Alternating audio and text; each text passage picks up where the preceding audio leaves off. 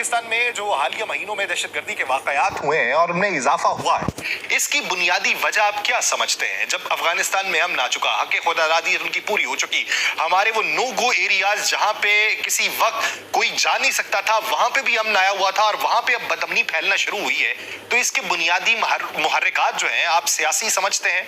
सिफारती समझते हैं, या मुआशी समझते हैं, या फिर किसी और का अमल दखल समझते हैं? बहुत शुक्रिया यासिर साहब, आपने इनवाइट किया और मेरा ख्याल है ये सारी वजूहात मिलाकर बनती हैं, कोई एक पर्टिकुलर वजह नहीं है। सही। मैं आपके व्यूअर्स को अपनी कनेक्टिविटी बताता चलूँ। इन्हीं जो महाजरीन हैं, जब ये सोवियत यूनियन ने कब्जा किया था तो मेरी पेशावर पोस्टिंग थी। हमें ड्यूटी दी गई थी कि जब अफगानिस्तान से जहाज उड़ के आने वाले जो सोवियत यूनियन के ज़माने में इन्हीं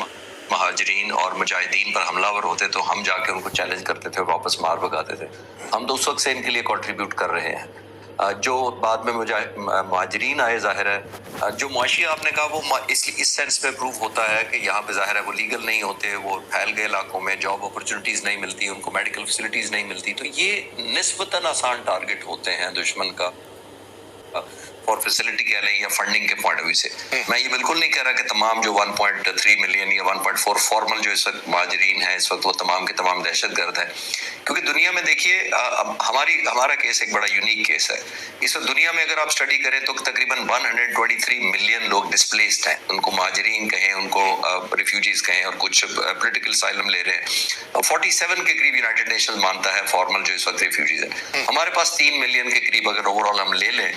तो सबसे बदकिस्मती हमारी इसमें ये है कि सिर्फ इस मुल्क के जो महाजरीन हैं वो दहशतगर्दी से इनडायरेक्टली, बहुत थोड़ा सेगमेंट मैं कह रहा हूँ, हमें दहशतगर्दी साथ आई इन महाजरीन के। आमतौर पर दुनिया में जब महाजरीन या डिस्प्लेस्ड लोग होते हैं वो बेघर होते हैं, उनके पास मेडिकल नहीं होता, उनके बच्चे स्कूल नहीं जाते, तो एक इंसानियत की बुनियाद पर हर मुल्क, बहुत सारे मुल्कों के मैं नाम ले सकता हूँ, कोलंबिया है, ईरान है, तुर्की है, जिन्होंने महाजरीन को अकोमोडेट किया,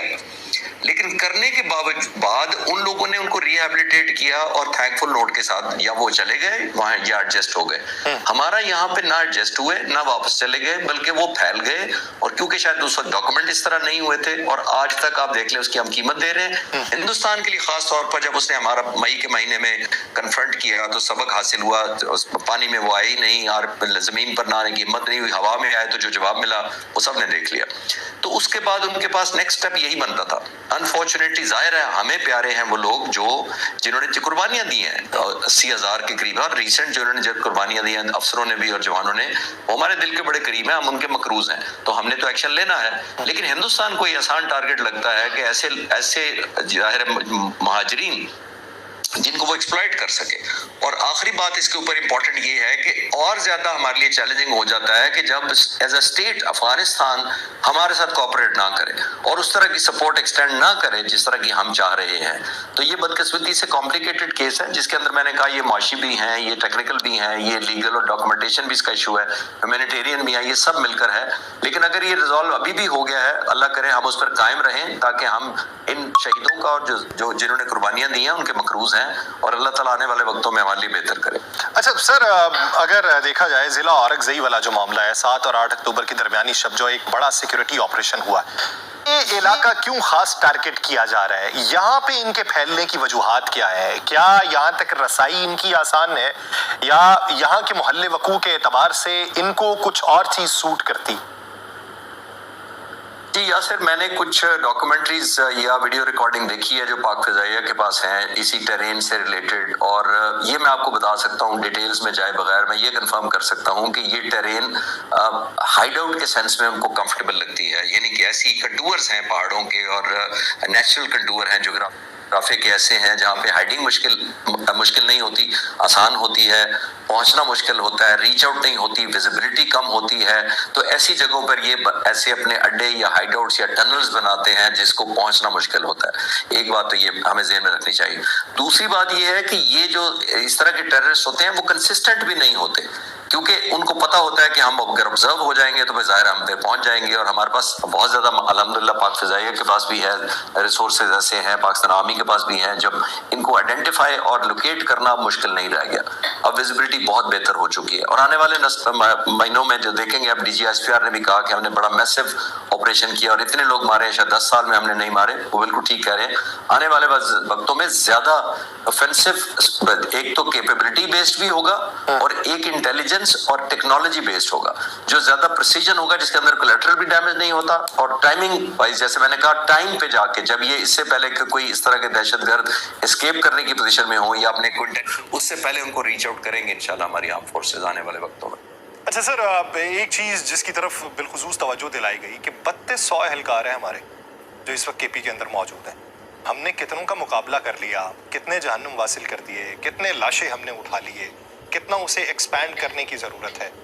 क्या ये डेलिबरेटली कम रखी गई है, या फिर आप समझते हैं कि जिस तरह बहुत सारे लोग ये कहते हैं कि रात को तो इन इलाकों में पुलिस भी बाहर नहीं निकलती, पुलिस के बाहर ना निकलने की वजह उनकी कम स्ट्रेंथ है, या पुलिस के बाहर ना निकलने की वजह इन दहशतगर्दों का खौफ है? देखिए यासिर साहब, एक और बदकिस्मत एलिमेंट जो हमारे फेवर में नहीं जाता वो ये है कि वो लोकल पॉपुलेशन के अंदर मर्ज बड़ा सही हो जाते हैं, यानी अपनी फेवर के सेंस में, क्योंकि उन्हीं में से होते हैं। वेपन कैरी करना वहाँ कोई बहुत मायूब नहीं समझा जाता, तो वहाँ वेपन कैरी करने का मतलब ये नहीं होता कि आप टेररिस्ट हैं, वहाँ लोकल ट्रेडिशंस भी हैं, तो लोकल पॉपुलेशन के अंदर मर्ज करना बड़ा आसान होता है। पहली बात तो ये है, और दूसरी आपने ठीक कहा कि over a period of time हमारा जो परसेवेरेंस है शायद वो नहीं रही, ऑफ एंड ऑन होती रही, कभी प्रेशर ज्यादा हुआ, कभी कम हुआ, कभी एजेंडा हमारे प्रायोरिटाइजेशन में दूसरा हुआ। और एक और इम्पोर्टेंट बात हमें जरूर ज़हन में रखनी चाहिए कि जब कोई दहशतगर्द अपना कोई अनफोल्ड करता है प्लान, तो वो उसको कुछ एडवांटेजेस होते हैं। एडवांटेज उसके पास टाइम का होता है कि उसने सिलेक्ट करना है दिन को अपने आप को कोई दहशतगर्दी करनी है, रात को करनी है, मैग्नीट्यूड कौन सा है, टारगेट कौन सा सिलेक्ट करना है, इंटेंसिटी क्या सिलेक्ट करनी है कि कितना मैंने मैसिव अटैक करना है किसी जगह पर, तो ये सारा होता है दहशतगर्दों के पास। दुनिया की कोई इवन सुपर पावर भी होगी वो रिएक्टिव मोड में रिएक्ट करती है, लेकिन अल्हम्दुलिल्लाह अब अच्छी पॉजिटिव खबर इसमें यह है कि पाकिस्तान की मुसल्लह अफवाज प्रिवेंशन मोड में पहली दफा गई हैं, जो प्रिवेंट करने के लिए, यानी जिस दिन इनको कंफर्म है कि ये लाइकली है टारगेट जो हमें नुकसान पहुंचाएंगे, तो उनको इंशाल्लाह ताला नॉकआउट किया जाना शुरू हो गया। आपने एग्जांपल देख लिया जो अभी कल की कार्रवाई बताई गई है। आने वाले वक्तों में मैं देख रहा हूँ, क्योंकि ये और प्रिसीजन होगी, वेल टाइम्ड होगी, और जैसे मैंने कहा टाइमली होगी, उसको इनको निकलने का मौका नहीं मिलेगा इंशाल्लाह ताला। अच्छा सर, एक चीज समझाइए, ये टीटीपी को अलग करके अगर हम बात अफगान तालिबान की अबूरी हुकूमत की करें, भारतीय हुकूमत या भारतीय खुफिया एजेंसी वो तो पुरानी अफगान हुकूमत के साथ ताउन में थी और इनके खिलाफ अमल पैरा थी अफगानिस्तान में। इनको गजन पहुंचाने में, अमेरिका की सहूलतकारी करने में, या अफगान हुकूमत के साथ काम करने में। इस्लामी नजरियात से या इस्लामी अमारात के एतबार से देखा जाए तो भारत की तरफ रुजू ये तो एक बहुत बड़ा सवालिया निशान छोड़ता है अफगान अबूरी हुकूमत के लिए। ये वजह आपको क्या लगती है कि उन्होंने रुजू जो है उनके साथ किया, सिफारत खाने को अपग्रेड कर दिया गया, अब वहाँ पे जो है एम्बेसडर बैठेगा, उनके साथ ताल्लुकात चल रहे हैं, उनके साथ जो एजुकेशन का शोबा है उसके अंदर तबादले चल रहे हैं, इसकी वजह क्या आपको नजर आती है? यासिर, ये नया नहीं है और मुझे कोई सरप्राइज भी नहीं हुआ। उसकी वजह यह है कि हिंदुस्तान क्योंकि फ्रंट पर आकर हमारा मुकाबला नहीं कर सका, और ख़ासतौर पर मई का अगर हम रिफ्रेश करें तो ना ज़मीन पर मुकाबला कर सके, ना समंदरों में आए,